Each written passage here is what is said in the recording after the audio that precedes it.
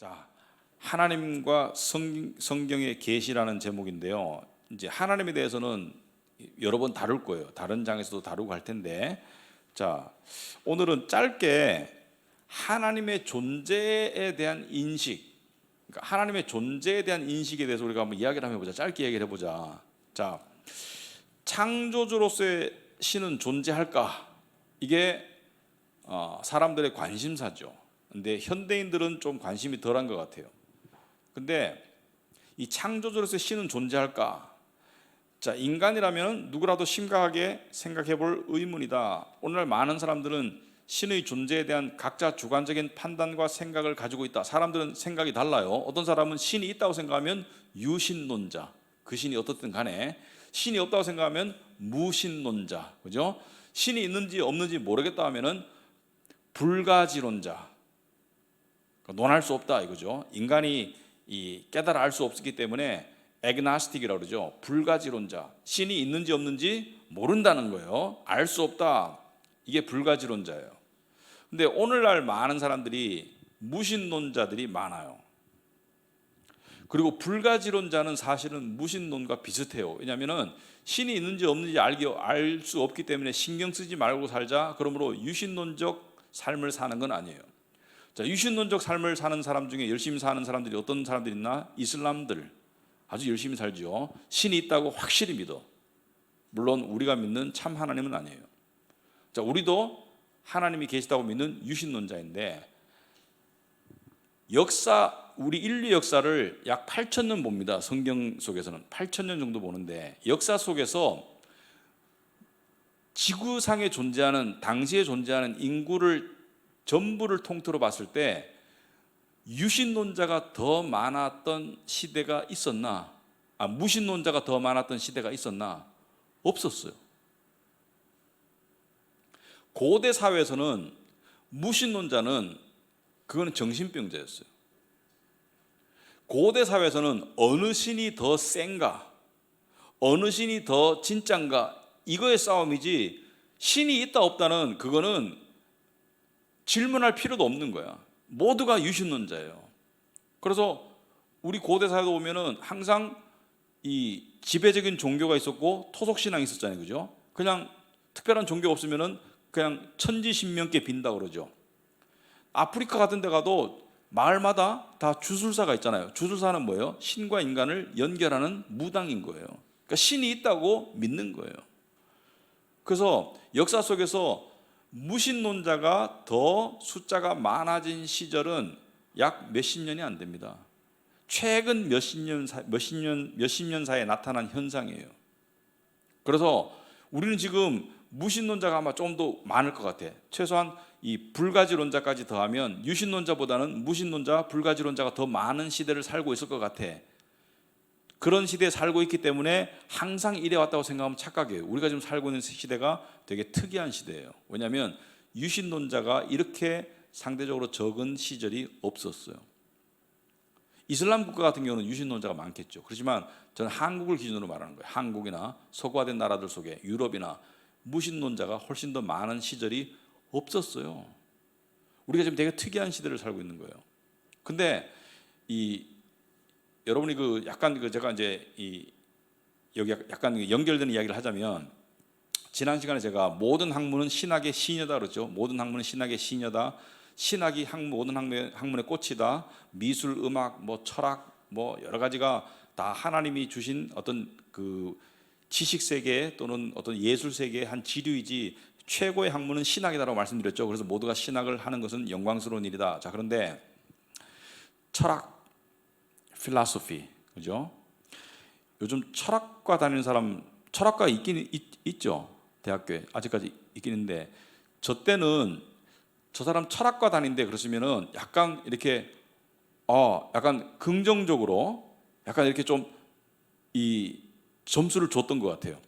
저 사람 철학 한번 이야기해보고 싶은 사람, 그리고 무슨 생각을 하는지 한번 친해지고 싶은 사람, 이런 사람이었어요. 철학과 다니는데 뭔가 사람이 좀 멋스러워.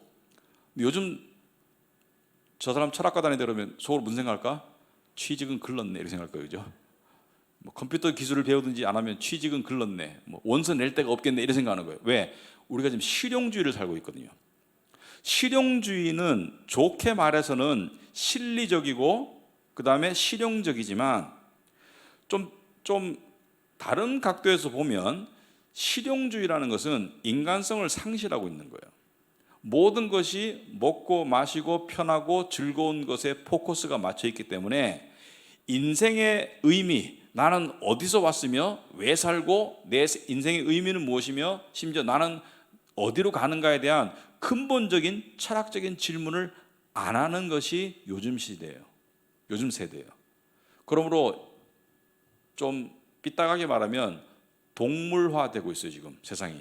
여러분, 이건 우리가 알고 살아야 돼요. 우리가 너무 세상의 문화에 익숙하기 때문에 이게 당연하게 받아들이는데 지금 세상이 동물화되어 가고 있어요. 여러분, 동물과 사람의 차이점이 뭔가? 하나님이 차이점 있게 만들었죠. 여러 가지 차이점이 있습니다. 그 사람에게는 영혼에 대한 인식이 있어요. 왜? 신의 형상대로 지음을 받았기 때문에 영혼에 대한 인식, 사랑과 정의에 대한 개념과 갈망, 이런 것들이 있고요. 그리고 존재의 이유와 목적에 대한 끊임없는 자기 질문이 있어요. 그래서 옛날에 제가 대학교 다닐 때는 대학생들끼리 모이면 철학적인 토론이 그냥 빈번했습니다. 야, 우리 왜 사는 걸까? 이런 얘기를 했어요. 요즘에 젊은 분들 맞는데 우린 왜 사는 걸까? 이런 걸 심각하게 묻기 시작하면 거리두죠, 그죠? 이상한 것 같아. 쟤 지금 만나면 좀 기분이 안 좋아, 그죠? 그런 얘기 하지 말고 요즘 잘 나가는 게임, 뭐 앱, 그죠? 또 뭐 이런 거 맛집 이런 거 얘기해야 되지. 한편으로 보면 동물화돼가고 있는, 동물화, 애니멀화돼가고 있는 거예요. 왜? 여러분, 집에 애완견들이 많잖아요. 근데 애완견한테 정말 애완견이 좋아하는 그 사료 또는 영양식, 음식을 주고 그다음에 좋아하는 온도, 분위기, 공간을 주는데 애완견이 막 고민하는 모습을 보여. 막 이렇게 뼈다귀를 굴리면서 나는 왜 존재할까? 이런 애완견 없잖아요, 그죠? 사람은 그런다는 거예요. 사람은 존재의 이유와 근본, 근원 또는 미래에 대해서 생각하는 게 사람인데 요즘 사람들은 그걸 생각 안 한다는 것은 사람이 어떻게 되고 있다? 기계화, 동물화 되어가고 있는 삭막한 시대를 살고 있다. 인간성을 상실하고 있다는 거예요. 근데 이게 왜 이렇게 되었나? 이게 중요한 거예요. 왜 사람이 동물화되고 이렇게 이 실용화되고 사람이 하나의 그 존재하는 이 몸뚱아리로 변질되고 있나? 왜 철학적 사고가 안 되나? 왜 그렇습니까? 신에 대한 인식이 없어지면 사람은 인간성을 상실하게 돼요. 신에 대한 인식이 없어지면 도덕도 무너지고 인생에 대한 깊이도 없어지고 그냥 사람들이 이기적으로 되고 현세적으로 되고, 그러니까 지금 현재 편하고 잘 살고 행복하면 돼. 그게 최고의 가치야. 근데 우리도 거기에 물들 수 있어요. 왜? 무신론자들이 많은 세상은 그렇게 가도록 되어 있어요. 잘 살고 못 살고의 문제가 아니에요. 무신론자가 많아지면 인간성을 상실하게 되었어요. 왜? 인간성은 신적인 개념이 있어야지 유지되고 회복될 수 있는 가망이 있는데 인간성이 상실된다는 것은 정의에 대한 개념 또는 어떤 이 존경, honor, 명예, 사랑, 진정한 사랑 그런 거 없어. 요즘 사람들 죄송하지만 다 그렇지는 않겠지만 사랑하는 데 보면 사랑이 아니고 이것은 실용적인 사랑이야. 이 사람 만나서 나에게 주는 이득이 뭐지? 나에게 주는 감정적인 만족이 뭐지? 이것만 계산하고 앉았어. 진정한 이 사랑이 아닌 것 같아. 제가 봐서는 많은 경우가. 왜 그래요? 신에 대한 개념이 없어지면 인간성을 상실하게 되어 있어요. 그런데 그렇다면 역사 속에서 무신론에서 유신론이 절대 다수인 세상에서 어떻게 우리는 유신론이 더 많은 서구 사회로 오게 되었나? 이게 궁금하지 않아요? 재미없어요? 궁금해요? 여러분 생각해 보시기 바랍니다. 고대 사회에서는 이 동서를 막론하고 무신론자는 설 땅이 없었어요. 심지어 어떤 데에서는 무신론이라고 신이 없다고 말하면 그건 죽이는 거야. 그 동네에서는. 왜? 얘 때문에 신이 우리한테 벌을 내리겠다 이 생각하는 거예요. 재앙이 올 수 있기 때문에 무신론자는 죽는 거예요. 그러니까 공개적으로 무신론을 고백할 수 있는 사람은 없었어요. 다 신 앞에 벌벌 떨고 농사 짓는 사람들은 이 비가 내려주기를, 그죠?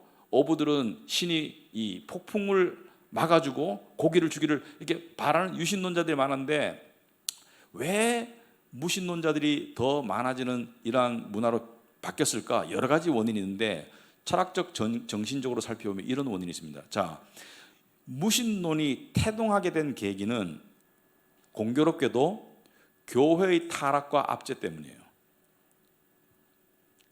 참 아이러니한데, 여러분 그 가톨릭이 영적 암흑기에 있었죠. 근데 영적 암흑기만 있었던 것이 아니고 가톨릭은 그 엄청난 부와 권력을 유지하고 확보하고 행사하기 위해서 민중을 압제했죠.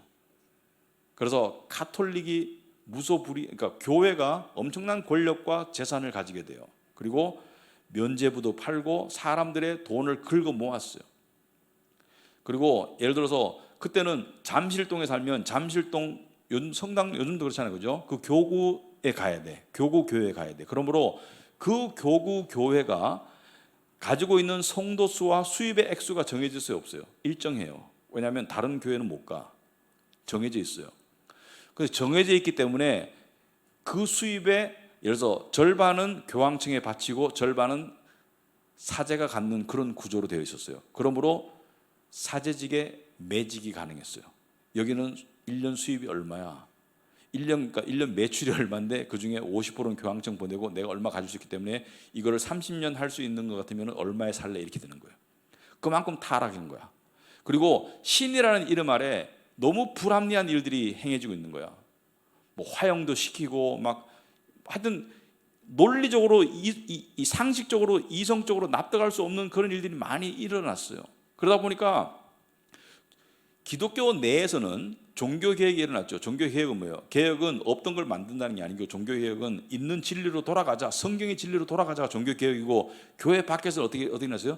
르네상스 운동이라든지 계몽사상이라든지, 그러니까 인간의 이성과 합리적인 사고에 의해서 우리가 살아보자, 이 신이라는 미명 아래 너무 미신적이고 너무 몰상식한 일들이 행해지고 있다 지금. 그래서 우리가 인간의 이성과 합리성을 가지고 한번 유토피아를 만들어 보자, 이런 움직임이 지식층을 중심으로 일어나기 시작한 거예요.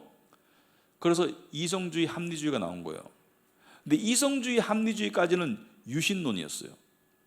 여전히 신이라는 존재를 인정하지만 조금 멀리 두고 거리를 두고 조금 지내보자. 왜냐하면 진짜 하나님을 제대로 믿는 교회였다면 그런 일이 없었을 텐데, 신이란 이름 아래 교회가 저지르는 수많은 몰상식하고 압제적이고 그리고 비인간적이고, 그러니까 교회가 하나님의 처벌이다 이렇게 말하면 바로 화형시키는 거야. 그냥 너는 마귀가 들렸어 이렇게 말하면 바로 화형시키는 거야.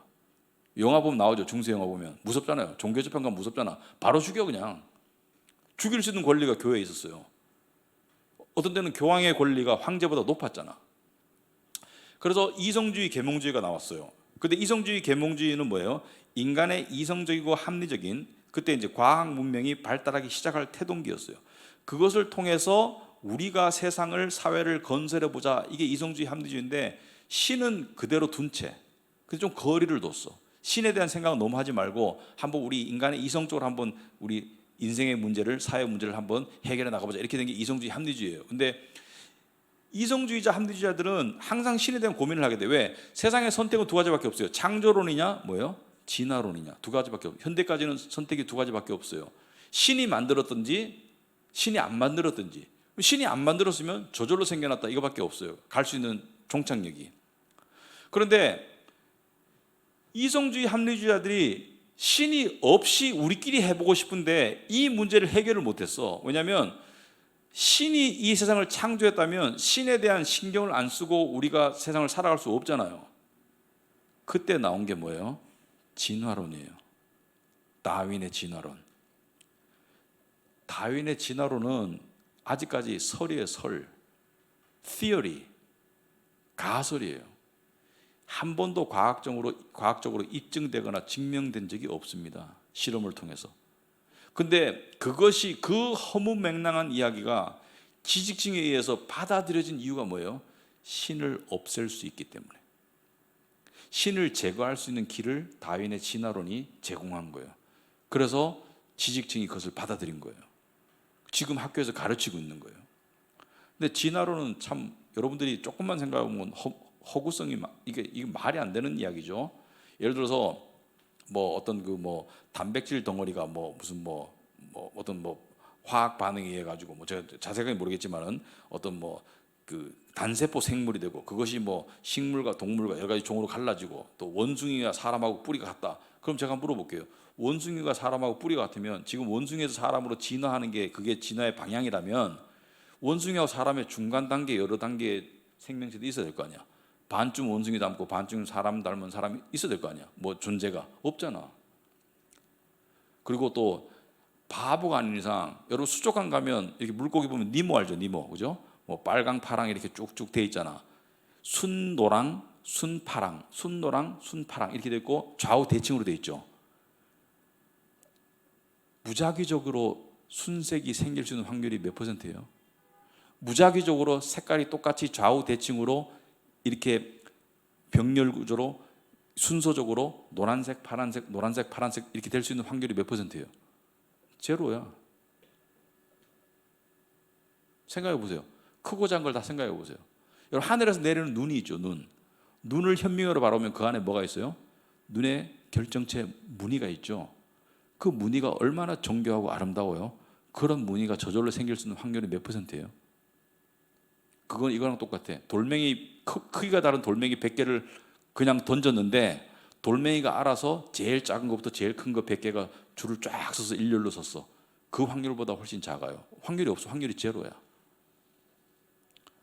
우리가 태양계에 살고 있잖아요. 지구의 은하계가 뭐 수십만 개인지 수천만 개인지 수억 개인지 그건 과학자들이 주장하기 나름이지 뭐냐 끝을 모르니까.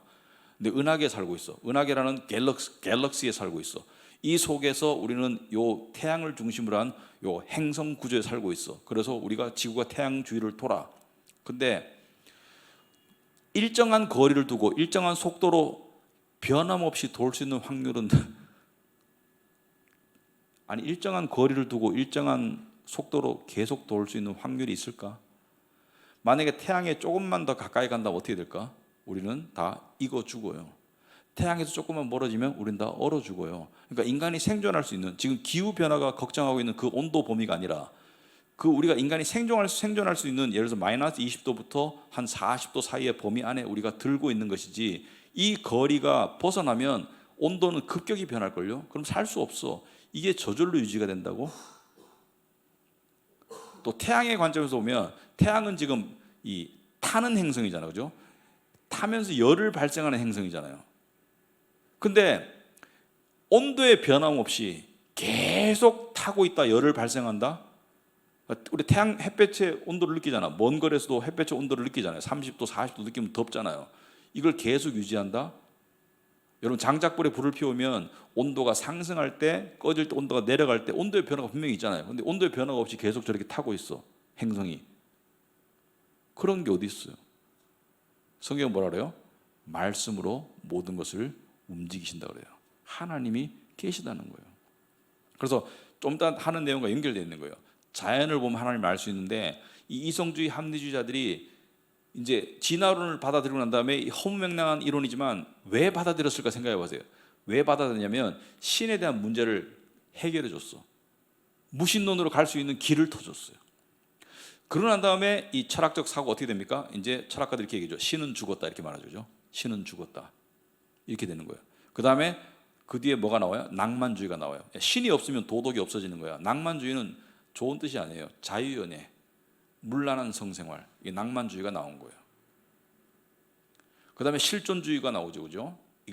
이그지스텐셜리즘, 그죠? 철학이 계속 이렇게 발전. 요즘 철학은 제가 한 10년 전에 들어보니까 그때부터는 제가 관심을 껐어요. 왜냐하면 이 너무 받아들일 수 없어. 요즘 철학은 예를 들어서 이런 거야. 이런 걸 연구하더라고. 예를 들어서 지금 우리가 지금 대화를 나누고 있잖아요. 제가 강의를 하고 여러분 듣고 있잖아. 이게 실제로 발생하고 있는지 현재 실제로 발생하고 있는지 어떻게 알아? 우리가 지금 프로그래밍 된 거를 지금 영화 돌려보듯이 돌려보고 있는지 실제로 발생되는지 어떻게 알아? 이런 거를 따지고 앉았는데 그건 따질 가치가 없다고 생각하기 때문에 제가 요즘 거는 공부를 안 하는데 철학을 공부하면 좀 재밌어요. 자, 그래서 무신론이 이렇게 받아들여지기 시작한 지가 불과 몇백 년 안 돼요. 역사 속에서. 그리고 무신론자가 득세하기 시작한 지는 몇십 년이 안 돼요. 그러므로 우리가 살고 있는 무신론이 많아지는 이 사회를 정상이라고 생각하면 안 돼요. 무신론자가 늘어날수록 인간성을 상실해요. 자, 그렇다면 인간이 하나님을 알 수 있을까? 하나님의 존재를 알 수 있을까? 하나님이 존재한다는 것을 알 수 있을까? 자, 이것은 여러분 13페이지 지금 하고 있습니다. 이것은 책임 소재에 관한 문제이다. 하나님의 존재에 관해서 인간이 알 수가 없다면 인간은 하나님을 인식하지 못하고 찾지 않는 것에 대한 책임을 지지 않아도 된다. 자, 하나님이 계시다는 걸 알 수가 없는데 하나님이 넌 왜 나를 안 믿었니라고 말하면 우리가 할 말이 없지. 알 길이 없었는데, 그것은 하나님을 알 수 있는 길이 우리에게 주어졌다는 거예요. 최소한 하나님의 존재를 알 수 있는 것이 우리에게 주어졌다는 거예요. 어떻게? 하나님의 존재를 인식할 수 있는 통로는 크게 두 가지인데요. 크게는 이 세상이고 작게는 내 마음이에요. 크게는 이 세상이고 작게는 내 마음이에요. 제가 그 인식론적으로 하나 질문을 해볼게요. 여러분, 인간이 이렇게 설명해야 되다. 우리 기독교인이 자주 말하는 말이 있어요. 하나님의 영광, 그죠? 하나님의 영광.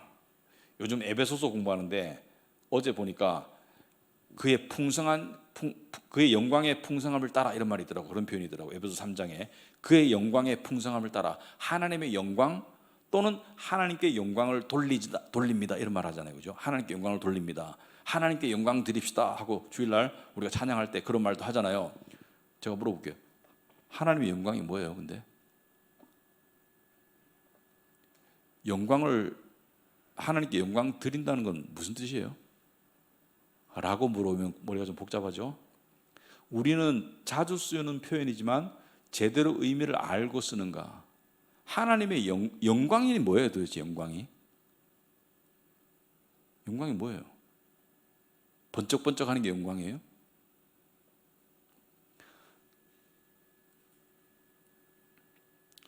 영광이라는 것은요,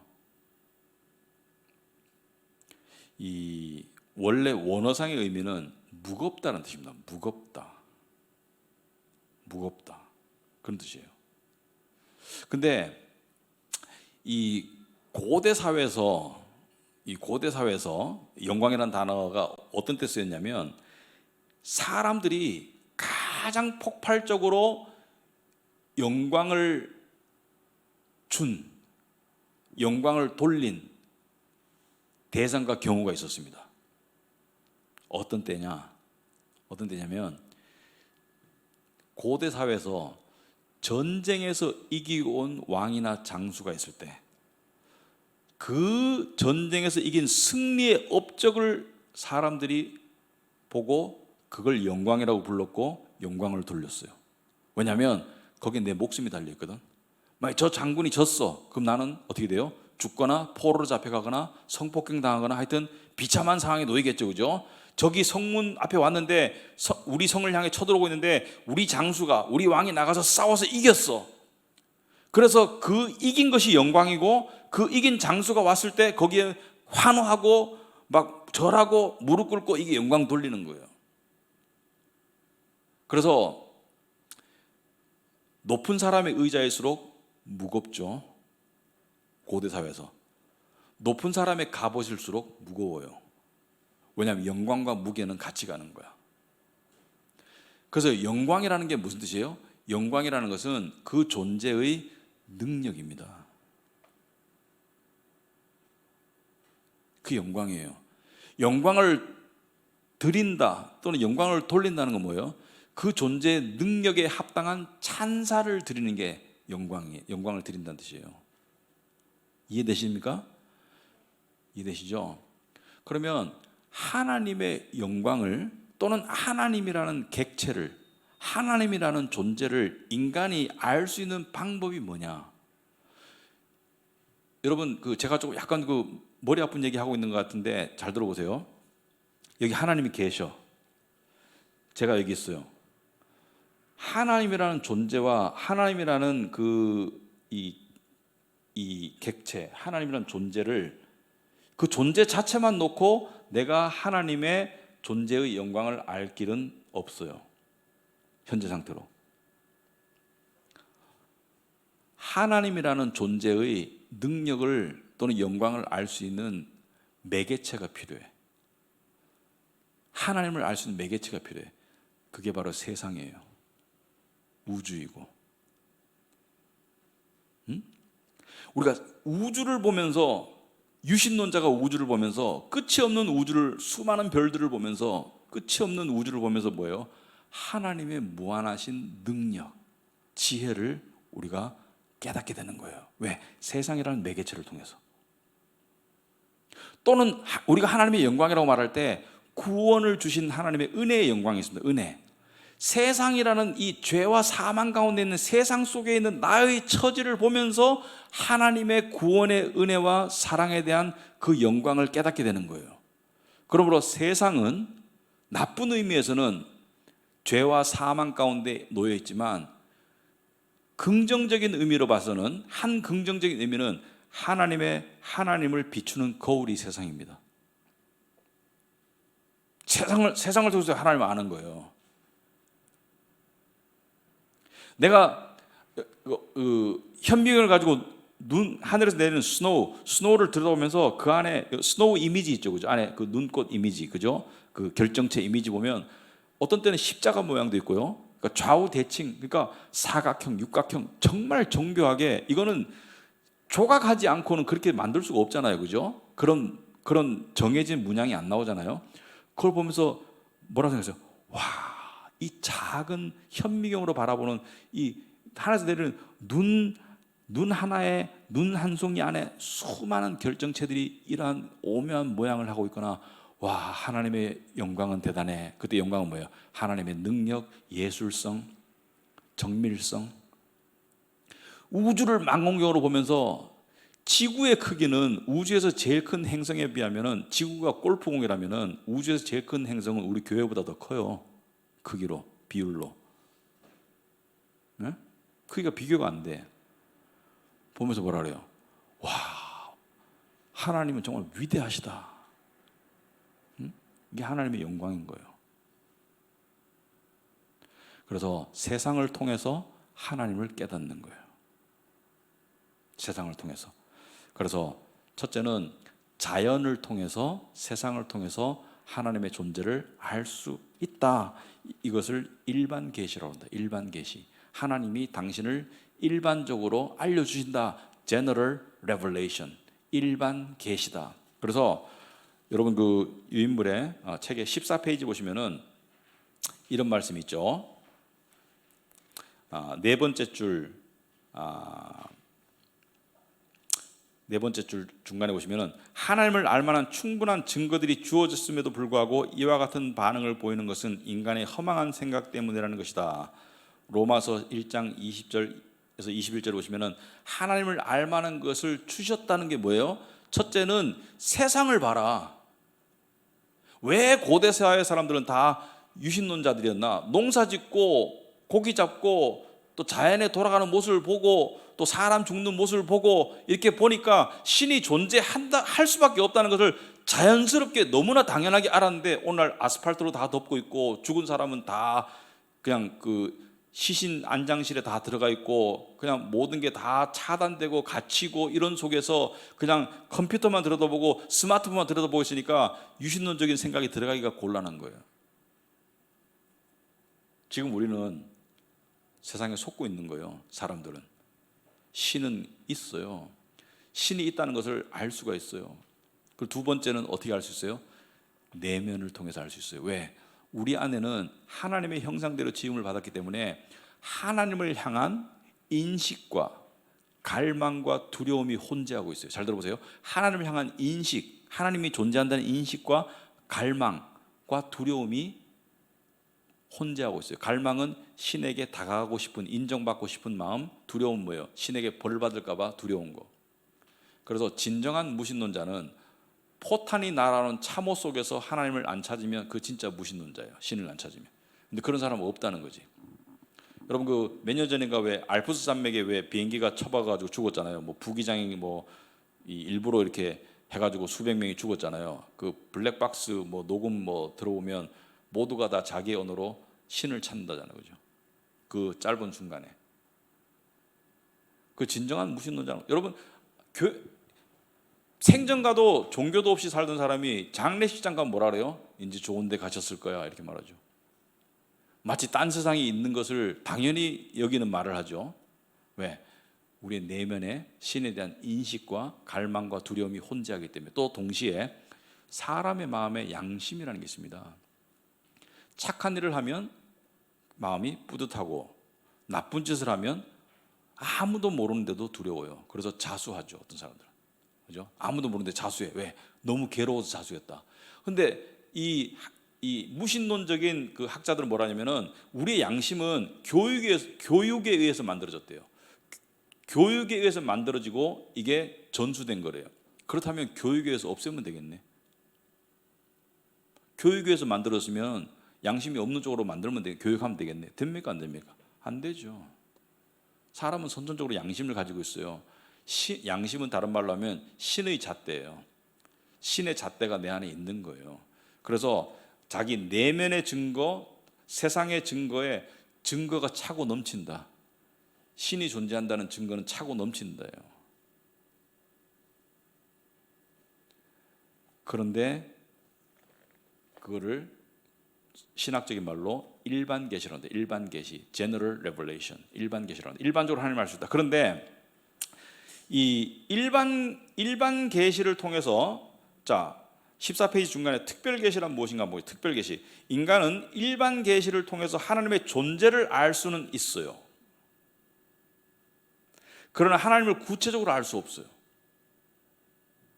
하나님이 어떤 성품의 소유자이신지 그냥 어렴풋이는 알 수 있고 또 오해해요.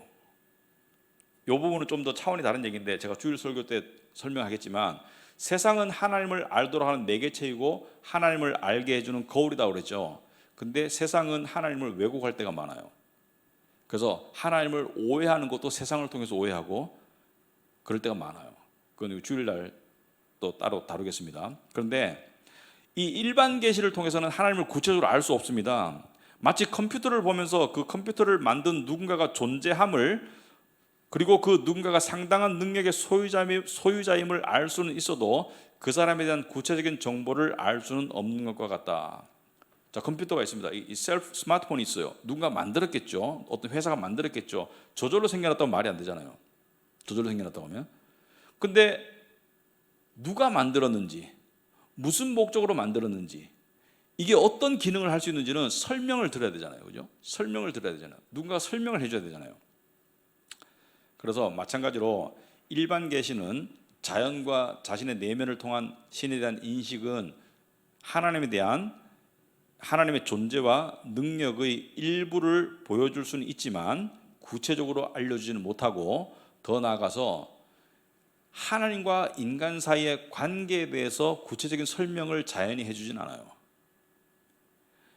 우리가 예를 들어서, 자, 성경은 예수님을 빛이라고 설명하고 인간을 암흑 가운데 있다고 그러세요. 암흑 가운데. 여러분, 암흑 가운데 있다는 것은 이것을 말합니다. 사람이 자연 상태에서 암흑 가운데 있다는 것은 영적으로 한 번도 빛을 본 적이 없기 때문에 자기가 암흑에 있다는 사실을 몰라요.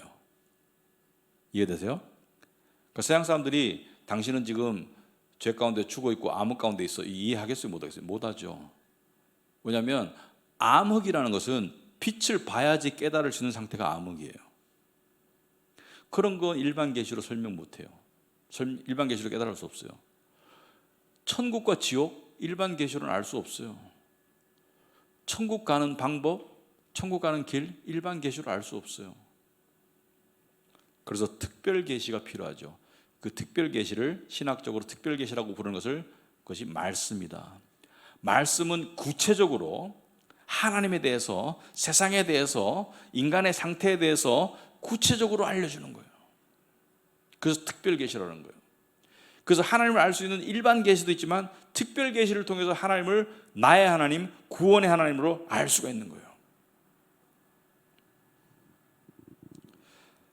자, 감사하게도 14페이지 두 번째 패러그래프 밑에 보시면은, 감사하게도 하나님께서는 이를 성경이라는 당신의 말씀을 통해서 구체적으로 알려주신다. 이것을 특별 계시라고 부르는데, 여기서 계시란 하나님께서 인간 스스로는 알 수 없도록 감추어진 당신의 비밀스러운 부분을 드러내어 알려주신다는 것이다. 자, 계시라는 것은 두 가지 의미가 있습니다. revelation이라고 하죠. 영어로 revelation, reveal, 드러내다. 감추어진 것을 드러내다. 이 계시예요. 두 번째는 미리 알려주다. 이 계시입니다. 아무리 자연을 관찰하고 연구하고 우주를 관찰하고 혼자 기도하고 해도 죽었다 깨어나도 알 수 없는 것들이 있어요. 인간의 상태, 하나님의 이 창조의 목적, 또는 구원받아야 될 필요성, 구원의 길, 이런 건 알 수 없어요. 그래서 특별계시, 성경 말씀이 특별계시입니다. 자, 거기에 대해서 14페이지 보시면은 말씀이 곧 하나님이다. 성경 말씀에 대한 가장 중요하고도 오면 사실은 바로 말씀이 곧 하나님이라는 사실이다. 이는 곧 성경 말씀이 단지 하나님께서 당신에 관하여 알려주시는 것에 그치지 않고 근본적으로 말씀이 하나님인데, 여기서 이해해야 될 게 있고 오해하지 말아야 될 게 있습니다. 첫째는 말씀이 하나님인 것은 맞으나 말씀이 하나님의 전부는 아니에요. 이해가 되시죠? 말씀이 하나님 거는 맞아요. 하지만 말씀이 하나님의 전부는 아니에요. 하나님은 우리가 가지고 있는 성경책 안에 쓰여지는 그 신령한 말씀 이상으로 무한하신 분이에요. 그런데 그 성경 말씀은 우리의 구원과 삶에 필요한 충분한 말씀은 전해 주었지만 모든 정보가 담겨 있지는 않아요. 이해가 되시죠? 하나님은 성경 말씀보다 훨씬 더 크세요. 그런데 이것만 알아도 충분하다는 거예요. 그 이상 알 수도 없고. 그래서 요한복음 1장 1절에 태초에 말씀이 계시니라, 이 말씀이 하나님과 함께 계셨으니 이 말씀은 곧 하나님이시니라. 말씀이 육신이 되어 우리 가운데 거하심에 뭐예요? 하나님이 이 땅에 오신 목적이, 인간의 모습으로 오신 목적이 뭐예요?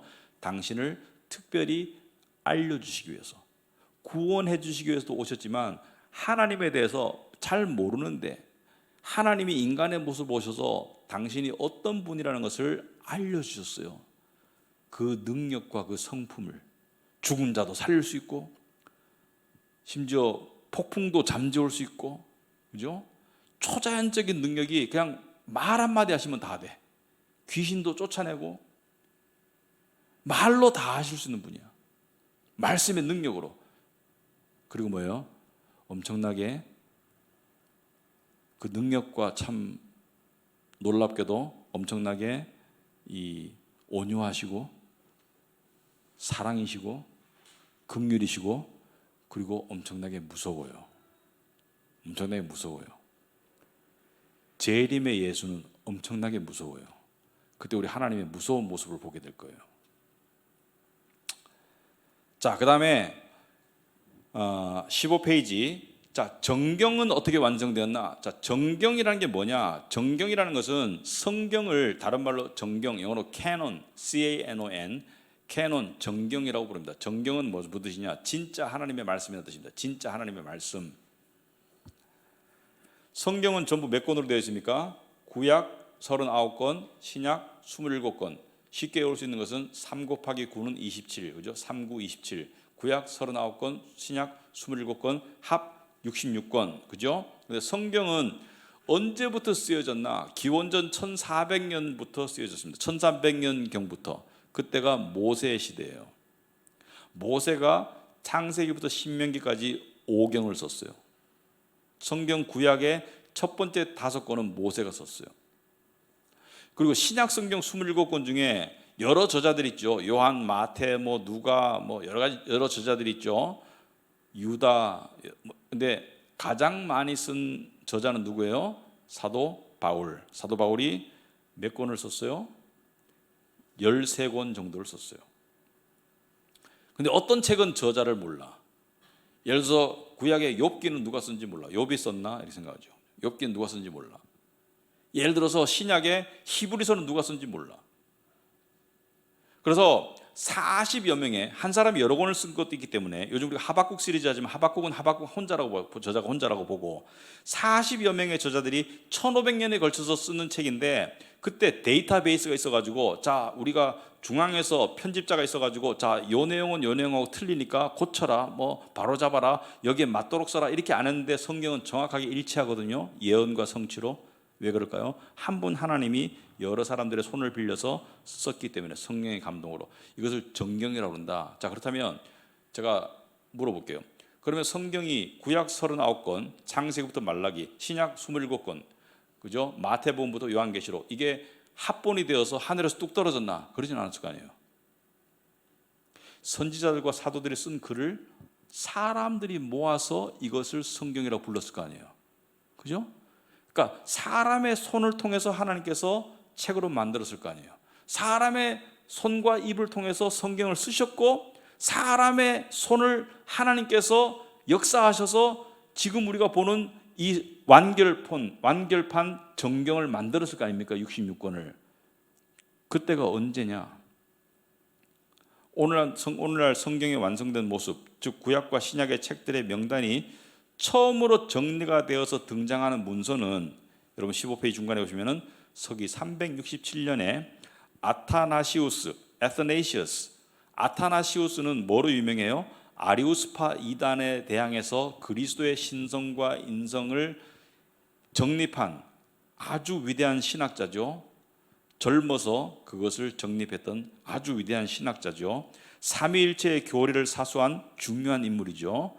이 사람이 쓴 부활절 편지에 그 리스트가 존재한다. 구약의 39권, 신약의 27권 리스트가 존재한다. 그러므로 이 시대, 이 367년 이전에 정경이 완성된 걸로 봅니다. 자, 1세기를 생각해 보세요. 정경이 완성될 수 있습니까? 없습니까? 책들이 쓰여지고 있는데, 쓰여지고 갈라디아서는 갈라디아에 있고, 그죠? 요한계시록은 아직 쓰여지지도 않았고 1세기 말에 쓰여졌으니까 그 성경들이 쓰여지고 있어. 그 다음에 그 성경들이 이제 이 교회에서 이제 했겠죠. 이거는 진짜 성령의 감동으로 쓴 게 맞는가 안 맞는가, 누가 썼나, 제일 중요한 건 누가 썼나요? 사도가 썼나, 진짜 사도 요한이 썼나? 그럼 정경인 거야. 하나님의 성령의 감동으로 받은 사람들이 썼는지, 혹시 위조본이 돌아다니는 건 아닌지, 이런 걸 다 이렇게 사람들이 감수했겠죠. 근데 그 모든 것을 주관하신 분은 누구였겠어요? 하나님께서, 성령의 역사예요. 그래가지고 오늘날 66권이 만들어져 가지고 정경, 그러니까 확실한 하나님의 말씀으로 여겨지는 성경이 완성되었다. 그죠? 하늘에서 뚝 떨어진 게 아니다. 이해되시죠? 근데 여러분이 외경이란 말 들어봤죠? 외경. 가톨릭의 어파크리파, 외경이라는 게 있어요. 어파크리파. 외경은 뭐냐? 자, 구약, 신약 27권은 가톨릭도 개신교랑 똑같아. 근데 가톨릭에는 구약 39권 플러스 7권이 더 있어. 이것을 외경이라고 그래요. 근데 왜 외경이라고 부르는지, 왜 가톨릭은 7권이 더해졌는지, 이걸 우리가 좀 상식적으로 알고는 있어야 돼요. 왜? 말씀에 대해서 우리가 이 66권이 왜 중요한지를 알아야 되기 때문에. 자, 거기 보면 외경이란 구약의 성경 중에서 37권 이외의 7권을 지칭하는 말이다. 가톨릭의 성경은 이 외경을 더하여 구약 46권 그리고 신약 27권, 따라서 총 73권으로 되어 있어요. 신약에는 외경이 없어요. 구약에 토비트, 유딧, 지에서, 집회서, 바룩, 마카베오상, 마카베오하, 이렇게 7권이 들어있는데, 고대의 구약 성경의 리스트를 소개하는 어떤 권위 있는 문서에도 7권은 등장하지 않아요. 이 7권은, 그래서 마카베오 상하 이런 거는 역사서예요. 그러니까 역사적인 사실이 기록되어 있어요. 역사 속에서의 가치는 있어요. 그렇지만 성령의 감동으로 쓰여진 정경이 아니에요. 그래서 우리가 기독교 역사를 공부할 때 자주 등장하는 역사가가 있죠. 유대인으로서, 이스라엘 사람으로서 로마 시민권자가 되었던 요세푸스, 설교 시간에 몇 번 얘기했어요. 1세기에 아주 유명한, 그러니까 기독교계뿐만이 아니고 그 당시에 로마 시대 또는 이스라엘 로마 시대를 연구하는 학자들에게는 최고의 사학가예요. 최고의 역사학자인 요세푸스가 말하기를 기원전 435년 이후에는 정경에 포함될 만한 하나님의 말씀이 기록되지 않았다고 언급하고 있어요. 16페이지 우리 보고 있습니다. 기원전 435년은 성경의 마지막 책으로 추정되는 말라기서가 쓰여진 거예요. 그래서 기원전 430년경부터 세례 요한이 등장하는 약 20몇 년, 서기 20몇 년까지 약 450년의 기간을 450, 60년의 기간을 뭐라 그래요? 하나님의 구약과 신약 사이의 암흑기라고, 하나님의 침묵기라고 합니다. 침묵기. 하나님이 침묵하셨다. 그때는 선지자도 안 보냈다는 거예요. 그래서 구약의 마지막 선지자는 신약에 등장하죠. 누구예요? 세례 요한입니다. 예수님 오시기 전에 마지막 선지자가 세례 요한이에요. 자, 그리고 또 신약 성경에는 명확하게 따졌을 때, 그러니까 그냥 이렇게 넌지시 언급하는 게 아니고 명확하게 따졌을 때 최소한 295번 구약 성경이 인용되어 있습니다. 예를 들어서 말씀에 가라사대 처녀가 잉태의 아들을 낳으리니 그 이름을 임마누엘 하라. 어디서 나온 거예요? 이사야서 7장 말씀이잖아요. 그죠? 이런 식으로 구약의 말씀이 신약에 인용되어 있죠. 예수님도 많이 인용하셨어요. 예수님께서 사람이 뭐 떡으로만 살 것이 아니요 하나님의 입에서 나오는 말씀으로 살 것이라, 인용되어 있는 말씀들이 많은데 여기에 외경의 인용은 한 군데도 없어요. 우리 논리적으로 생각해 봐야 되겠죠? 없어요. 그리고 외경의 가르침에는 정경과 일치하지 않는 가르침들이 많이 들어있어요. 성경은 서로 배타적인 내용이 없어야 되잖아요, 그죠? 불일치의 내용이 없잖아요. 왜? 한 분 하나님 쓰셨기 때문에. 근데 외경에는 행위나 공로에 의한 구원을 가르치고 있습니다. 열심히 해서 구원받자, 이게 들어있어요. 그리고 하나님의 창조를, 창세기에는 무에서 유를 창조하셨는데 외경에는 뭔가 있던 것에서 창조하신 것처럼 그렇게 언급하고 있고요. 그리고 외경에는 구제물을 드림으로 죄사함을 받는다, 이런 내용이 들어있어요. 내가 가난한 자들을 돕는 구제를 하면 죄사함을 받는다, 이런 게 들어있어요. 이게 선행에 관한, 선행에 의한 구원이죠. 죄사함은, 우리가 믿는 죄사함은 누구를 통해서 받아요? 어린 양 예수 그리스도의 피로 받지 행위로 죄사함 받는 게 아니잖아요. 구제물 드린다고 죄사함 받는 게 아니잖아요. 그런 율법주의적인 내용도 들어있고요. 그리고 또 죽은 사람을 위한 기도도 하나님이 들으신다는 비성경적인 가르침이 들어있다. 여러분, 가톨릭은 죽은 사람, 특히 죽은 조상을 위해서 살아있는 자들이 기도해 줄 수 있고 헌금을 낼 수 있다고 가르쳤어요. 여러분, 그리고 또 외경에는 연옥이라는 개념이 있어요. 연옥은 어디예요? 지옥과 천국의 중간이죠. 연옥이라는 것은 정경에는 한 번도 언급이 없어. 연옥이 있다면 예수님께서 언급을 하셨겠지. 예수님은 지옥과 천국만 언급하시지 연옥은 언급 안 했어. 근데 연옥이 왜 생겼을까? 왜 생겼냐면 이것이에요. 자, 내가 가톨릭 신자인데, 독실한 가톨릭 신자인데 나는 천국 갈 것을 믿습니다, 이렇게 말하잖아요. 구원의 확신을 말하면 그 사람 천국 못 가요. 왜냐하면 교만하기 때문에. 네가 얼마나 열심히 했길래, 그 결정은 하나님이 하시는 것이지. 그래서 가톨릭은 칭의가 마지막에 주어진다고 믿어요. 예수를 믿는 믿음을 바탕으로 선행과 공로를 쌓으면 그 점수가 합산돼서 합격점이 되면 마지막에 하나님께서 칭의를 주시고 천국에 데려가시고, 점수가 많이 미달되거나 불신자들은 어디 가요? 지옥 가고, 점수가 어중간해 대부분 사람들이 여기 속한다고 생각해요. 어디 가요? 연옥에. 근데 그래도 희망을 가져. 연옥 가서 열심히 하면 천국 간다 이거예요. 그럼 이렇게 생각해요. 이 땅에서는 연옥은 최소한 가겠지. 내가 가톨릭 신자니까, 열심히 성당 다녔으니까, 선행했으니까 연옥은 가겠지. 거기 가서 열심히 해서 천국 가야지, 이렇게 생각해요. 그런데 이 외경은 죽은 사람을 위해서 내가 구제물을 드릴 수 있어요. 헌금을 드릴 수 있어요. 무슨 말이냐면 내 조상이 죽었어. 근데 그 죽은 조상이 천국 간지 연옥 간지 그건 모르겠어. 그렇지만 연옥 같다는 가정하에 신앙생활이 그렇게 뛰어나진 않았어. 근데 제가 우리 조상을 위해서 특별히 건축 헌금을 내면 이 죽은 조상이 어디로 가요? 천국으로 간다고 가르쳤어요. 외경을 바탕으로. 그래서 마틴 루터가 종교개혁 할 때 그때 교회가 많이 부패했었는데 그 중에 대표적인 게 뭐예요? 면죄부 판매죠. 면죄부를 판매했죠. 근데 면죄부 판매하는 그 신부님이 돌아다니면서 했던 슬로건이 있어요. 표가 있잖아, 그지? 면죄부 팔기 위해서 표가 있는데 이거야. 당신이 내는 은화가 헌금통에서 짤랑거릴 때 연옥에 있던 영혼이 천국으로 튀어 올라간다. 무슨 말이에요? 효도 마케팅인 거예요. 당신이 건축 헌금을 내면 이 헌금을 내잖아요. 그래서 은화를 내잖아요. 그러면 연옥에 있던 조상이 천국 간다는 거야. 튀어 올라간다는 거야. 그러니까 내겠어요, 안 내겠어요? 많이 내지. 왜냐하면 효도 마케팅만큼 잘 되는 게 어디 있어? 그래서 혹자는 이렇게 말하더라고요. 우상 숭배의 시초가 조상 숭배래요. 조상을 숭배하면서 복을 받고 화를 면하는 것이 우상 숭배의 시초가 되었다 이렇게 말하는 경우가 있는데 가톨릭이 제사 문화를 거부하지 않는 이유가 있습니다. 왜? 이들의 가르침에 이게 녹아 있어. 조상을 위해서 산 사람이 뭔가를 할 수 있다고 가르쳐요. 그런 내용들이 외경에 들어있다. 그럼 우리가 믿는 구원은 뭐예요? 에베소서 2장 8절 9절에 너희는 그 은혜에 의하여 믿음으로 말미암아 구원을 받았으니 이것은 너에게서 난 것이 아니요 하나님의 선물이라. 행위에서 난 것이 아니라고 가르치잖아요.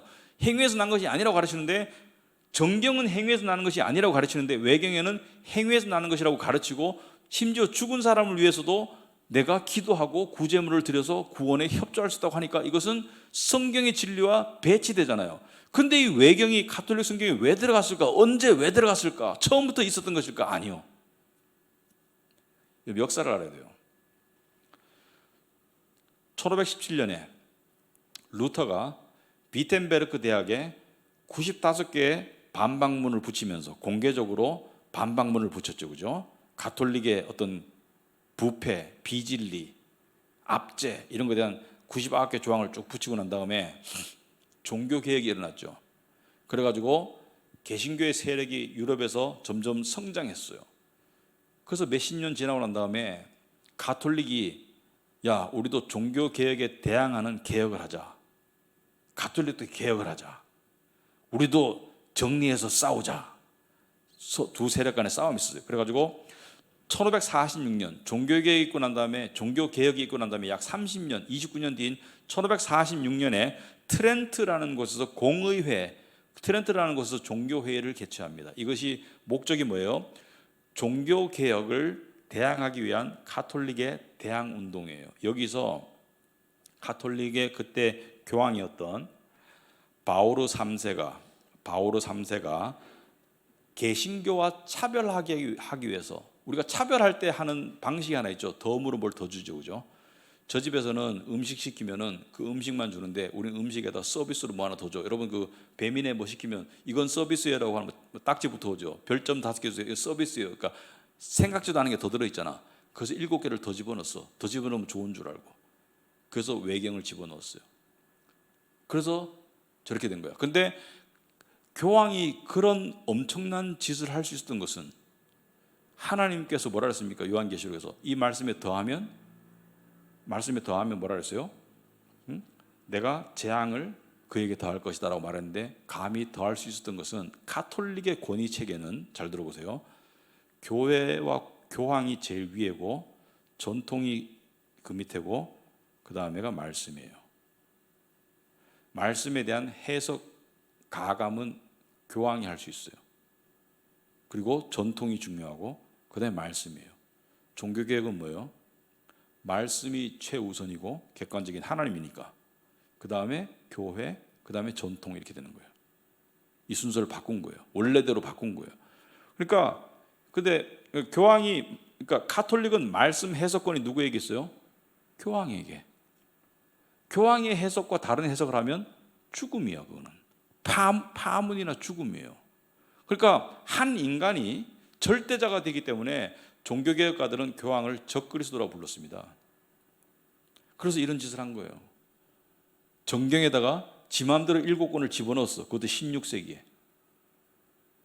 그리고 거기서 가톨릭의 구원에 관한 진리를 정의를 합니다. 가톨릭의 구원에 관한 진리를 이렇게 정의합니다. 종교적인 열심과 선행에 의한 구원, 즉 행위에 의한 구원을 신학적으로 올바른 정론으로 받아들입니다. 잘 들어보세요. 종교적 열심, 미사 참여하고, 그죠?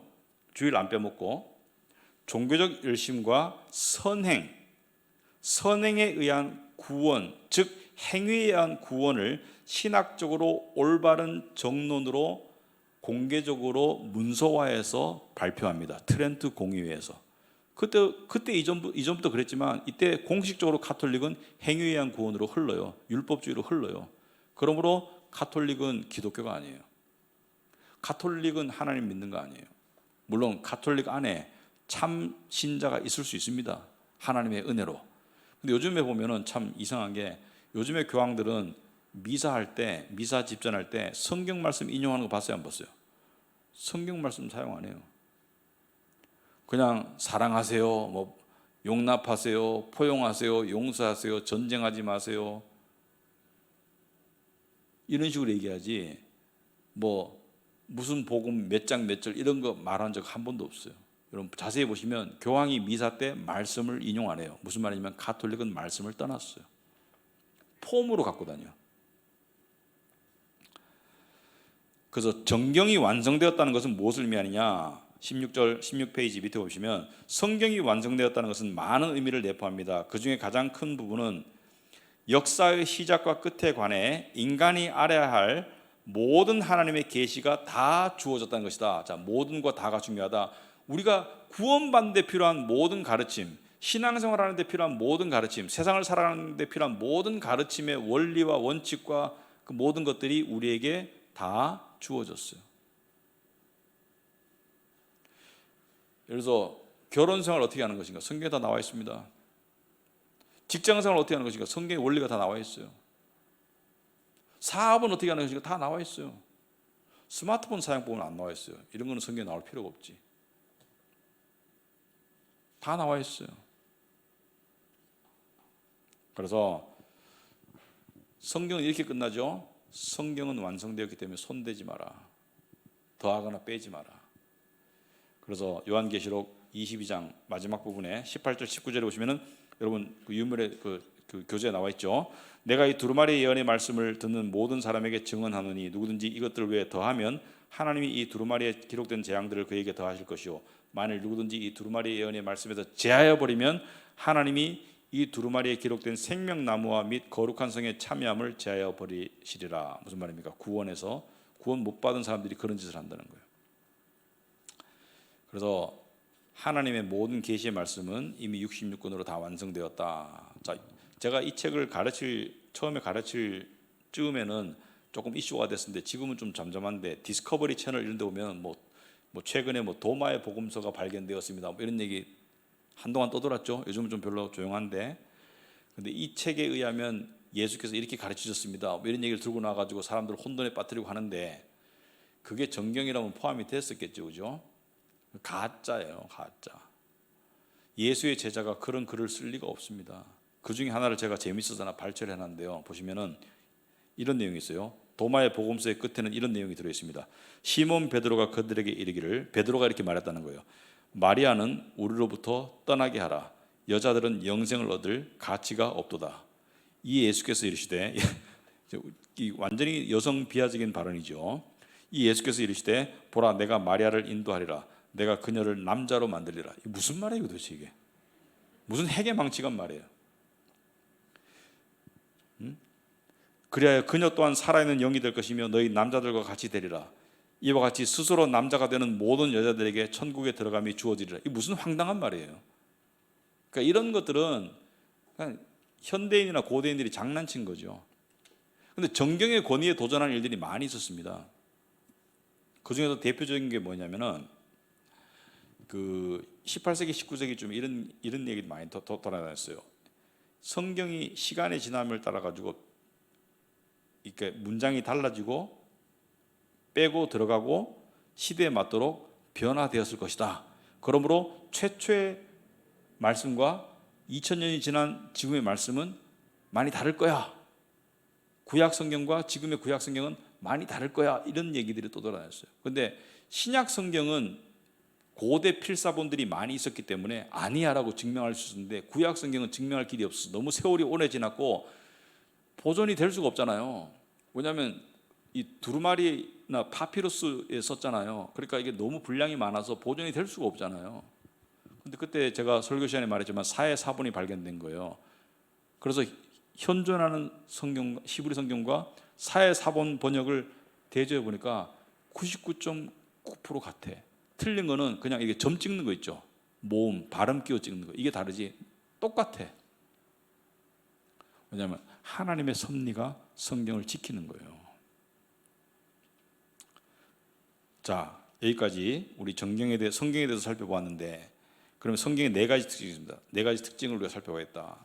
예수 믿는 여러분, 성경 말씀을 대할 때 이렇게 대하시기 바랍니다. 첫째는 권위가 있는 말씀이에요. 성경 말씀은 하나님의 말씀으로서의 권위를 가지고 있습니다. 따라서 말씀에 순종하는 것이 하나님을 순종하는 거예요. 내가 하나님을 순종하는지 아는지 어떻게 알아? 말씀에 순종하는 게 하나님을 순종하는 거예요. 또 말씀을 사랑하는 것이 하나님을 사랑하는 거예요. 반대로 말씀을 왜곡하는 것이 하나님을 멸시하는 거예요. 십계명 어기는 거예요. 망령되 일컫는 거예요. 특히 저 같은 목사가 말씀을 읽어놓고 엉뚱한 얘기하는 거, 말씀을 읽었는데 세상 얘기하고 정치 얘기하는 거, 어떤 말씀을 읽든지 간에 설교 내용은 똑같은 거, 이런 거, 그런 재주는 하나님께 벌받을 재주예요. 그런 재주가 있는 분이 있더라고. 어떤 말씀을 읽어도 내용은 목적지는 같은 내용으로 그 벌받을 짓이에요. 말씀에는 권위가 있습니다. 말씀이 하나님입니다. 둘째는 명확성. 이 무슨 뜻이냐? 말씀은 거듭난 자라면 성령님의 도우심으로 기도하면 깨닫게 해주세요. 자, 구약을 읽는데 역사적 배경 지식 이런 것들은 배워야 되겠죠. 근데 말씀을 읽으면 그런 지식이 혹시 없다고 하더라도 성령의 도우심으로 깨달을 수가 있어요. 그런 지식을 깨닫는다는 게 아니고 하나님이 나에게 주시는 음성을 깨달을 수가 있어요. 그리고 말씀을 깨달아가는 성도들은 어떤 가르침이 성경적인지 아닌지를 분별할 수 있습니다. 세 번째, 필요성. 성경 말씀을 통하지 않고는 하나님을 제대로 알 수 없어요. 그리고 구원의 길을 알 수 있어요, 없어요? 알 수 없어요.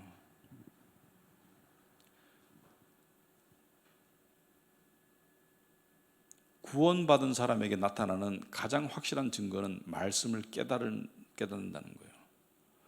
말씀이 깨달아진다는 것은 성령의 역사가 있다는 거예요. 성령의 역사가 없으면 말씀을 못 깨달아요. 어떤 사람들은 성령의 역사를 감정이라고 생각하더라고요. 어떤 감정적인 어떤 그런 체험. 물론 감정이 따라올 수 있습니다. 그렇지만 성령의 역사는 말씀이 깨달아지는 것이고요. 성령이 충만하다는 것은 뭐예요? 말씀이 충만해서 세상을 이기는 것이 성령 충만이에요. 말씀은 지식적으로 많이 아는데 세상에서는 못 이겨. 세상의 두려움이나 세상의 어떤 박탈감 또는 우울감 이거 못 이겨. 그거는 지식으로 그냥 무장된 것이지 성령 충만, 말씀 충만이 아니에요. 그거는. 여러분 제가 아까 설명을 드렸잖아요. 하나님을 알 수 있는 매개체가 뭐라고요? 세상이라고. 세상을 통해서 하나님을 알 수 있는 거예요. 그럼 하나님의 능력과 사랑을 시험할 수 있는 대상이 뭐예요? 세상이에요, 세상. 에베소서 공부했잖아요. 어제 에베소 3장 말씀이 매일 성경 말씀이었는데 너희 속사람을 강하게 하라는 말이 있거든요. 너희 속사람을 강하게 하라. 강하게 해서 뭐 하려고? 강하다는 것은 써먹을 거 아니야. 우리 속사람이 거듭난 자가 강해서 뭐 하려고? 세상을 이기라고. 그래서 말씀을 가까이 하고 성령 충만한 사람은 세상을 이겨요. 세상의 두려움을 이겨요. 세상의 불안을 이기고요. 세상의 걱정을 이기고요. 세상의 우울을 이기는 게 그게 말씀 충만, 성령 충만인 거예요. 자, 구원을 알 수 있는 길은 성경을 통해서 알 수 있다. 충분성. 성경 말씀은 아까도 말했지만 구원받은 하나님의 백성들이 삶을 살아가는데 알아야 할 모든 지식이 들어있습니다. 이 자체가 하나님을 전체를 대변하진 않지만 우리의 신앙생활과 세상의 삶을 살아갈 수 있는 모든 충분한 내용이 이 안에 들어있다. 저는 비즈니스 새로운 사업을 새로운 일을 시작할 것 같아요. 성경을 보세요. 그 안에 지혜가 들어있어요. 저는 데이트를 하고 있어요. 성경을 보세요. 모든 지혜가 들어있다. 어떤 남자를 만나야 될까요? 성경을 보세요. 성경 안에 이런 남자를 만나야 된다는 답이 넌지 들어있어요. 그럼 답대로 기도하면 되는 거예요. 답대로 기도하고 하나님께서 주시기를 기도하고 낚싯대를 계속 던지면 되는 거예요. 그래서 정리하자면 하나님이 계시다는 것은 자연과 자신의 내면을 바라보면서 알 수 있도록 하나님께서 만들어 주셨다. 이것이 일반 계시다. 그러니까 논리적으로 생각해라. 터무니없는 진화론에 대해서 그 시험 치기 위해서 공부를 하셨겠지만 정말 사람이 얼마나 미련한지 아시겠어요? 보면 그게 사실이라고 믿도록 노력한다는 것이 얼마나 하나님이 싫었으면 그렇게 발버둥을 칠까 이런 생각이 들어요. 참 불쌍하다.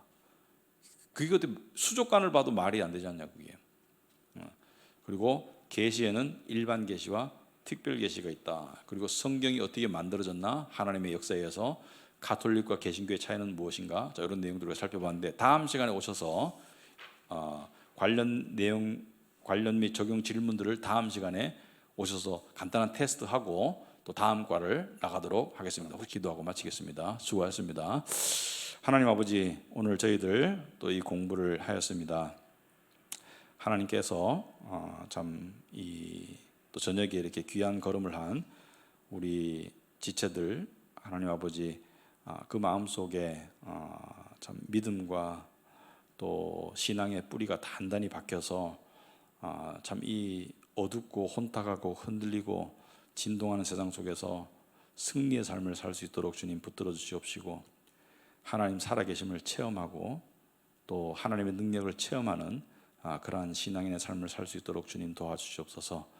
특별히 역사 속에 있는 우리를 바라볼 때 우리의 믿음이 그냥 우리 때에 생겨난 것이 아니라 우리 조상들이 수없이 싸우고 또 사수하고 또 성령의 은혜와 역사로 지켜나왔던 것을 우리가 기억하고 우리도 이 소명 따라 살 수 있도록 주님 도와주시옵소서. 감사하며 예수님 이름으로 기도합나이다. 아멘. 네, 마치겠습니다.